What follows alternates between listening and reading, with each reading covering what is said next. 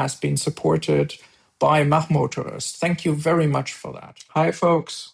So here is now the ultimate comparison between the G9 and my G6. But first things first, please subscribe to my channel. That would be super nice. Thanks. So since I do not remember all the data, I use ChatGPT to collect all that data to make sure I'm not talking rubbish.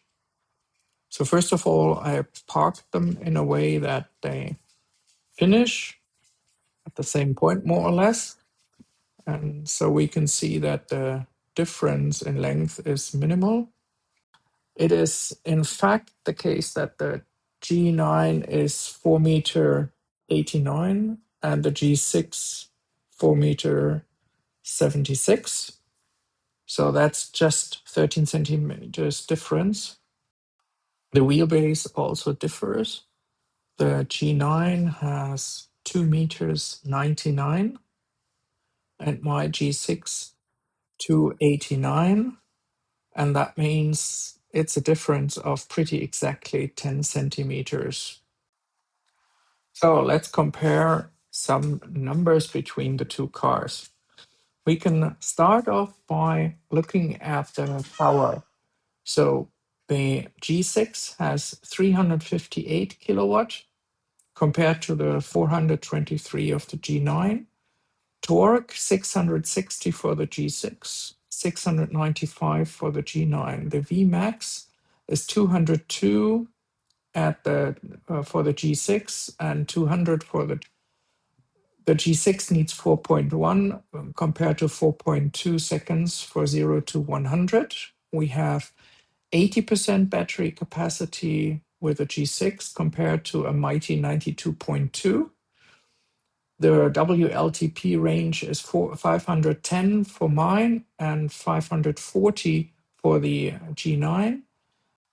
The max charge speed is 451 kilowatt for my car and 525 for the G9. The length is 4 meters 76 with a G6 compared to 4 meters 89 with 9. And the boot is 571 liters compared to 660. Interesting is the dynamic range. Mine, for example, seems to max out at 550, even if I am very, very efficient. The G9, for example, shows up to 640, 650 kilometers.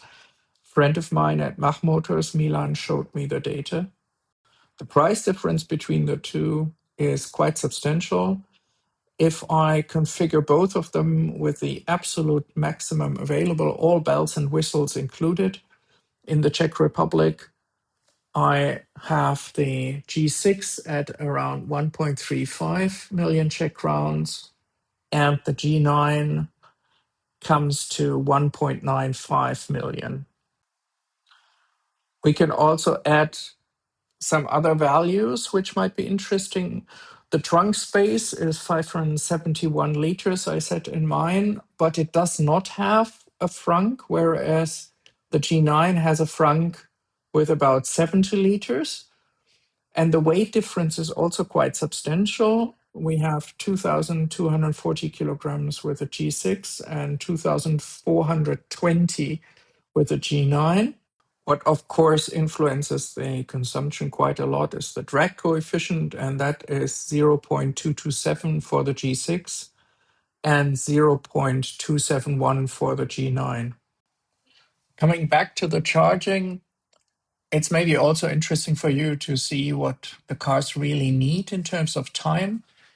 And it's pretty much identical because of the faster charging speed of the G9 with his bigger battery.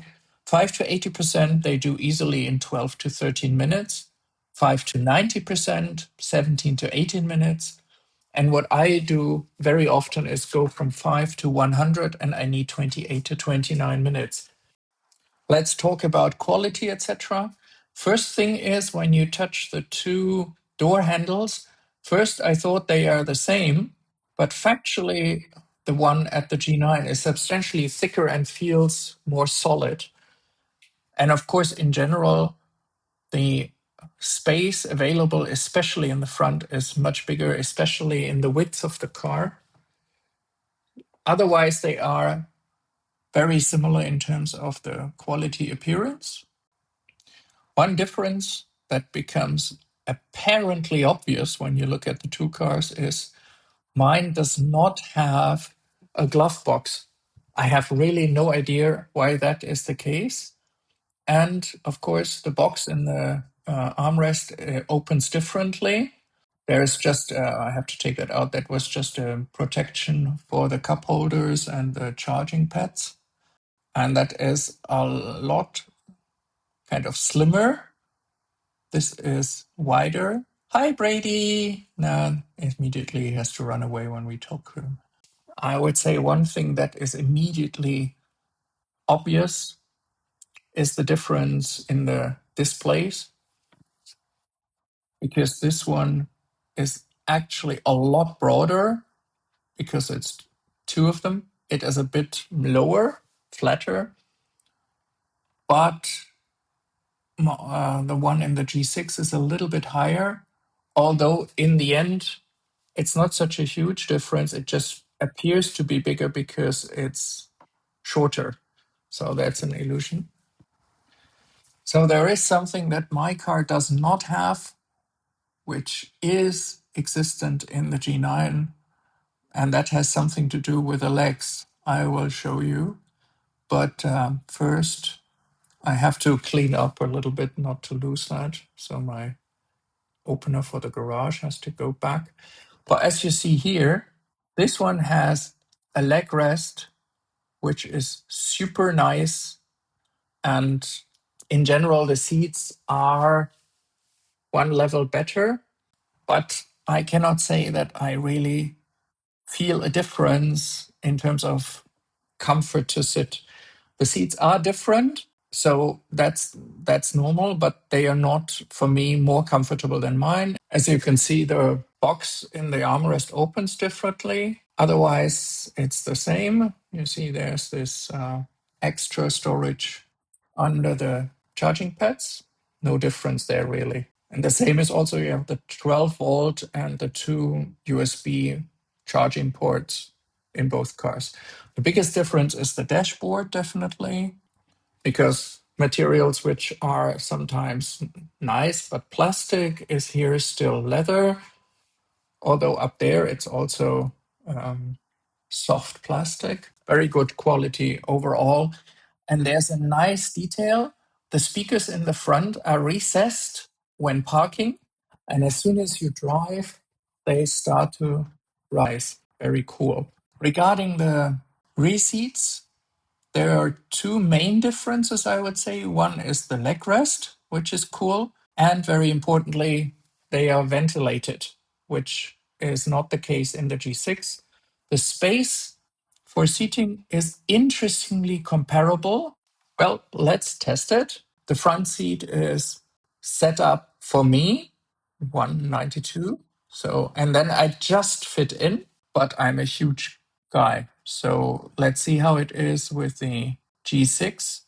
I have to say that the car was, of course, prepped for my dog, so there's not that much space to show you, but I will just sit on his seat. As you can see, the difference is minimal. It's also tight in my car. But as I say, that is due to me being a super tall guy. Overall, we can also see that the seats themselves are really different. They are nice, but in the G9, they are nicer.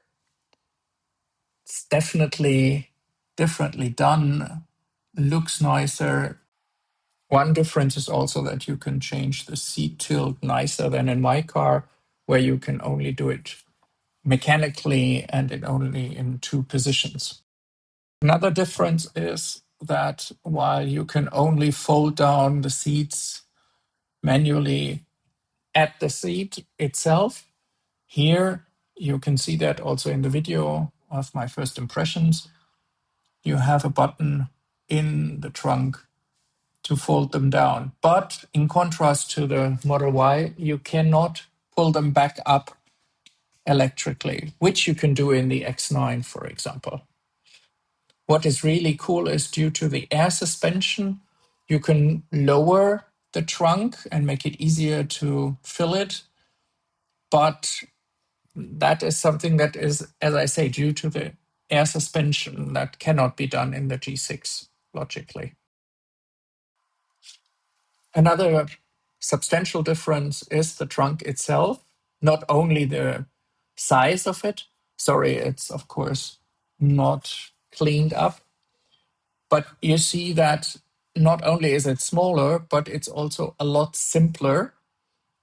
And there are some things missing which the D9 has and which I think the G6 should have. Predominantly, it is the hooks to secure any items in the trunk. One difference is the door opener. The G9 has a manual one and mine has a button. I think it's a question of taste. I prefer my version, but I think a lot of people will probably prefer the manual version. Overall, they are at the end two very different cars. The G9 is in every aspect a league bigger and also a league more expensive. It has substantially more power, which you do not feel because mine is substantially lighter. So it feels more agile when driving. The other one is a more typical SUV or van style of driving. You do sit higher, especially depending on the air suspension setup. But in general, it is a more chilled and relaxed way of driving. The air suspension is, of course, a main difference, and that makes overall up to 10 centimeters difference, as I have shown in the other video. The charging speed is a huge difference and basically makes the big one be on par with the smaller one. Although you need now chargers which can do this massive speed. I would say nowadays they are probably on par given the limits of the chargers we have. If we compare the consumption, we can see that, of course, the G9 has to be thirstier. That's logical. In terms of optics, it needs to be a decision of every individual because the G6, I think, is a bit more individual. The G9 is more classical in its design. It's more typical SUV, very chic. I like it. It grew on me over the days that I had him. Beginning, I thought, yeah, just an SUV. But the longer I have him, the more I like the style. It's, as I said in the other video, it has, from some angles, it has a little bit of a Range Rover. It's also different from the front. And of course, the light band it has across the front is the one identifying XPeng detail. I wanted to put them next to each other, front to front, but my parking lot here is too small for that. That would have been a disaster to move them to and fro to get that done. So that's, for me, the comparison between the G6 and the G9. I don't want to do a super long video. You will find the details on the car in the specific videos, of course. Those are definitely two different classes of cars. And you just have to have a look, what do you need? If you want to be a bit more agile, then I think the G6 is your better choice. If you want to have it more luxurious, more space, and especially more options also in the trunk and on the rear seats, then the G9 is your option. The higher consumption is basically not an issue because of the higher charging speed.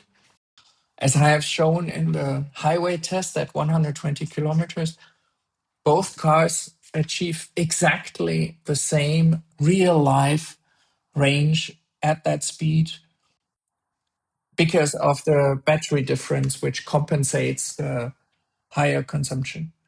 In the city, the G9 has a longer range simply because there the battery outpaces, so to speak, the consumption in the sense that both cars consume more similar amounts of energy in the city, and therefore you just have more range with a bigger car with a bigger battery. Which means in the city you will probably have 100 kilometers more of real range in the city, so maybe 650 compared to 550. And that might matter for people who do not have a wall box at home, of course, so you have to charge less often. So that was the comparison. I love my car as it is. And one also has to say the G9 is just outside my financial opportunities. One also has to say, as I said in the other video, that the price differences between standard long range and performance are substantially bigger for the G9 than for the G6. So it might be that while for the G6, I would go for the performance all the time, for the G9, I would probably opt more for the long range because it is more efficient. So you have more range, which matters. It still has plenty of power, and it is substantially less expensive than the performance. And with such a huge SUV, I'm not so sure most people need that strong performance. It's not that agile as the G6, so you will drive it more chilled. If you do that, maybe the one drive unit is plenty for the car. One also has to say, yes, mine feels nimbler a little bit and a bit more agile, but objectively, there are no differences. So that's in the end a decision of based on priorities you might have and your user profile. So that's my conclusion on these two cars. I don't know, which one would you choose? Let me know in the comments. Otherwise, I wish you a great day. See you soon. Ciao, ciao.